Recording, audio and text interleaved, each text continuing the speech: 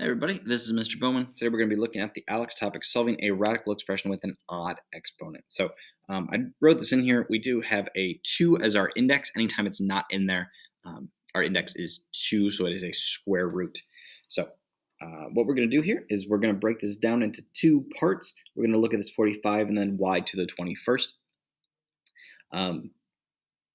And they are separate, so you can do them individually and not have to worry about doing everything at the same time.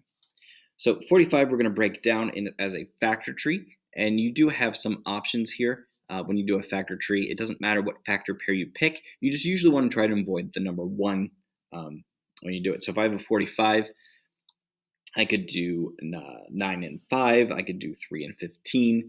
It doesn't really matter as long as we don't use 1, because if I use 1 and 45, that 45 is still going to be in my tree and it doesn't really get me anywhere. So I'm going to go with 3 and 15 here, I think, for this one.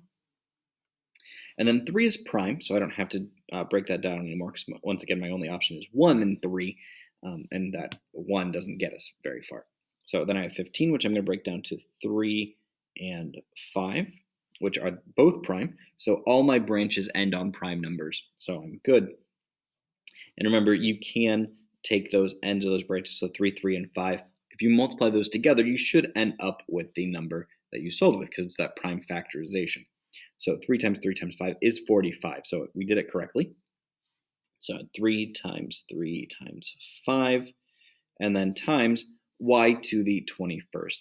Now, if you have a slightly smaller one, so maybe you have y to the 5th, y to the 6th, you could actually write them all out. I am not going to do that because there are 21 of them. So I'm just going to leave it as y to the 21st, and I'll talk you through how to approach that when you have a large number, don't want to write them all out.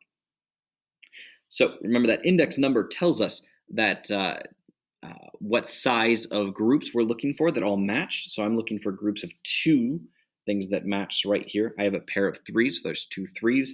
I have a 5 by itself, so that doesn't have a match to go with it. And then I have 21 y's.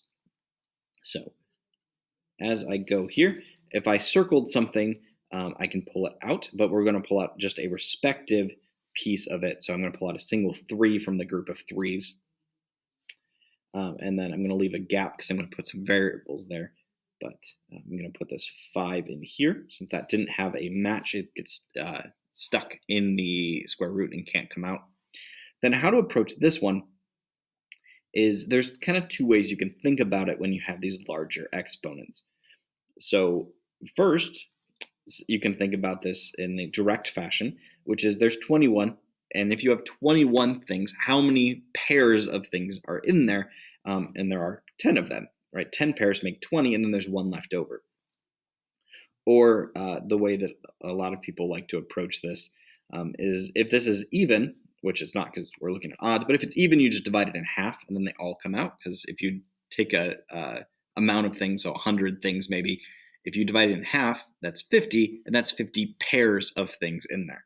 So if it's odd, you have to do something slightly different, and that's take off one of them, which is not going to pair up because it's odd. So we'll leave that in there. So that leaves me with y to the 20th if I take that 1y out and stick it in there. Now it's even, because remember, odd number is always 1 away from being even. Now we have an even number, and we can divide that in half. So 20 divided by 2 is 10. So it's y to the 10th that comes out. Okay. And that takes care of all of my y's. And that is my final answer.